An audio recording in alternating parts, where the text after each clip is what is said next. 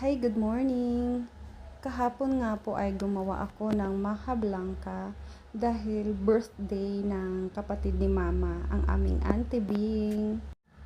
Okay, let's get the ingredients. Ang ganda ng aking can opener. Bili po kayo niyan. Ilalagay ko yung link sa comment section.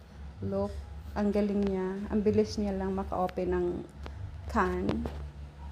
The cheese, and let's mix all together the cornstarch, the cheese, evap, the sweet corn, and the condensed. Simutin natin ng mabuti. Sayang. Tapos konting sugar. Kayo po, depende kung gusto nyo ng matamis or hindi masyado. Kaya, nasa sa inyo yan kung gaano ka raming sugar ang ilalagay nyo. Okay. Mix, mix, mix.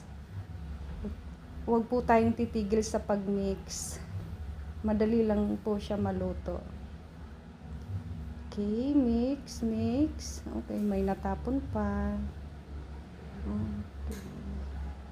Ayan na.